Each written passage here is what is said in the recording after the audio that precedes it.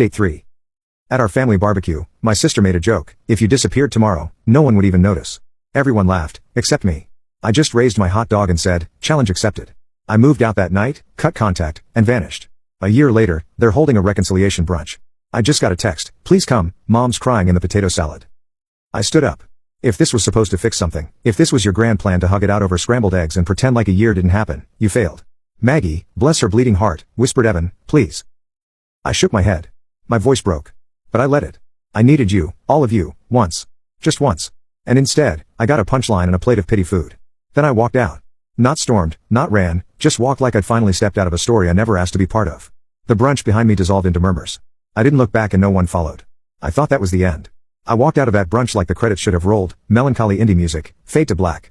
Evan goes back to his peaceful ghost life, eating pad thai and in quiet cafes where nobody calls him the sensitive one.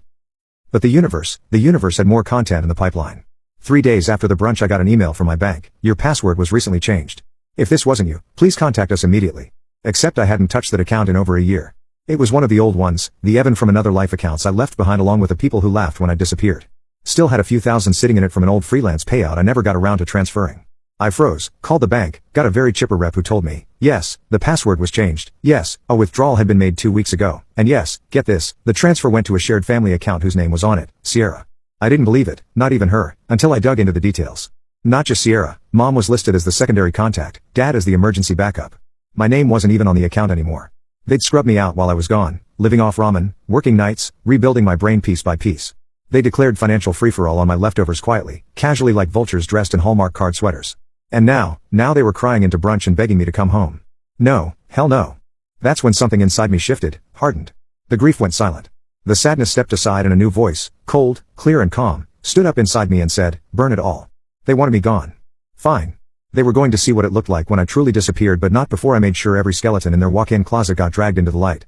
You want a redemption arc? Too bad. This is a revenge story now. I didn't pull up receipts. I didn't need spreadsheets or credit card logs or forgotten email threads. What I needed was them in their most curated, performative, filtered form, and then I needed to tear that illusion apart. So I went for the one thing they cared about more than control, their image. See, my family's always been obsessed with how things look, not how they are. Of course, just how they look to outsiders.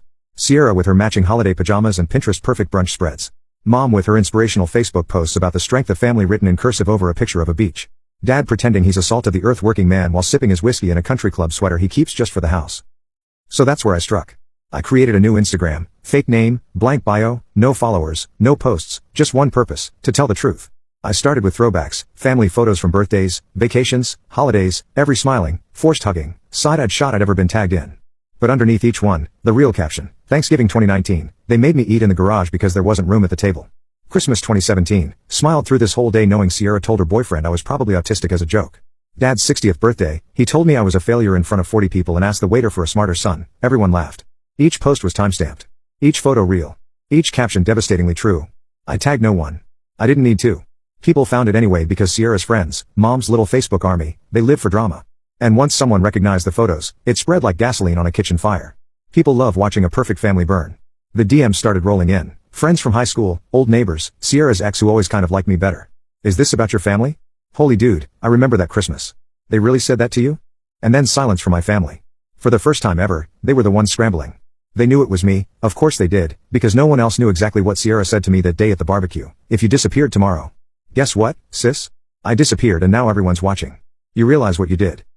The first message came from my mother. We need to talk. Please. Simple, pathetic. One of those texts you send when you're standing in the kitchen barefoot and spiraling. I didn't answer. She followed it up with a voice memo. Probably thought hearing her sob might melt me, like I'm still the obedient middle schooler who cried when she joked about putting me up for adoption during a yard sale. Spoiler, it didn't. Then came Sierra. Okay, seriously, what the hell are you doing? This is so messed up. You're making us look like monsters. Grow up, Evan. This is petty and disgusting. Oh, sweet irony. Now I'm the one making them look bad. Incredible how quickly they go from laughing at your disappearance to panicking about your reappearance when you stop playing by their rules. Then I got the group chat notification. I had been added to a new thread titled Family Healing. I nearly choked on my coffee. Inside, a parade of guilt-drenched absurdity. Mom posting Bible verses like emotional duct tape, Dad sending a thumbs-up emoji with zero context, Maggie dropping in screenshots of concerned tweets from people saying wow, I always thought the Walshes were so picture-perfect. Sierra just typing unbelievable over and over again like she was trying to will the algorithm to erase me. Still, I didn't respond, didn't post, didn't move. I just let them simmer because I'd already done what I needed to do, crack their facade. For the first time in their carefully curated, casserole-carrying lives, they couldn't control the narrative.